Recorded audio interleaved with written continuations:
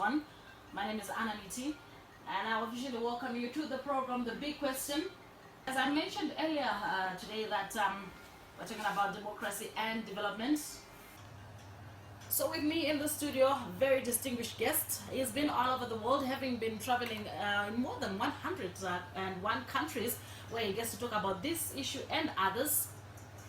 His name is Professor Dr. Peter Baofu, who's written over 150 books that looks at the social sciences, the humanities, the natural sciences, and the formal sciences in relation to the mind, the social, the society, nature, and culture. And he also looks at his visions of what the future of humanity is like. Today on the news that Trump had said that you know what, Iraq was better off when Saddam was there. It is now saying you know, I think, you know, Libya could have been, you know, better off when Muammar Gaddafi was there because people lived better. They, you know, they had all these things, but we've always often been told that because of all these things that happen, the differences in ideologies. With top of Trump, well, I'm not that kind of person who is very interested in the rhetoric of Trump, because I think the more you pay attention to him, the more he's manipulating you. Yeah. So instead of wasting my time and my energy to comment about his rhetoric, I think it's not worth my time and my energy to comment on this kind of nonsensical comment.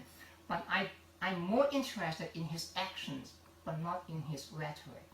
So if you look into the actions, then we have a lot to talk about. One example is that I do think that America is retreating under Trump. Now, I don't care about his rhetoric. I'm not going to comment on his rhetoric. I only look into his action.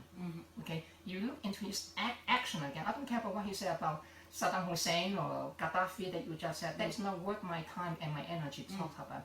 Now, he's trying to withdraw from Syria, for example, number one. He's withdrawing from the Paris Climate Accord.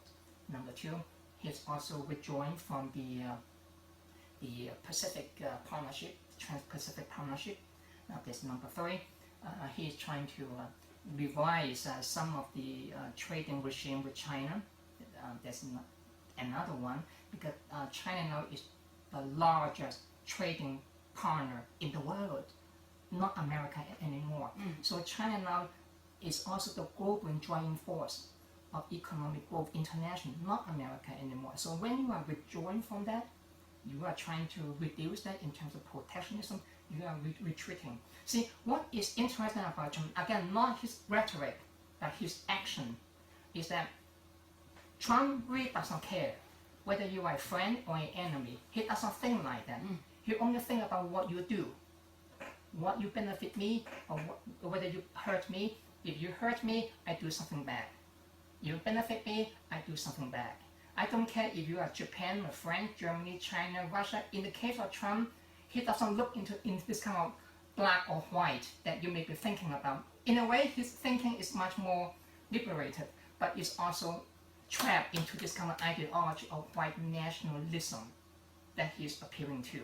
So that is the one of the features that I would like to talk about in response to your comment, not about his rhetoric, but about his action. That is a symptom, by the way, of the decline of the U.S. as a global power. The U.S. is retreating slowly, piece by piece, but you will see it more and more in the next few years. Putin is right, by the way. I disagree with Putin all the time, the Russian leader. Yes. He said the other day that, the U.S. is retreating. But I think that he is a good point about that, even though I disagree with many things that he did. But that comment is, I think, is exactly what I've been saying, the decline of America. And that Trump is part of that problem.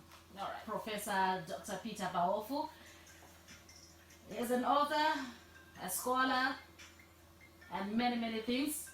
And he was here to answer the big question that we had for you this evening.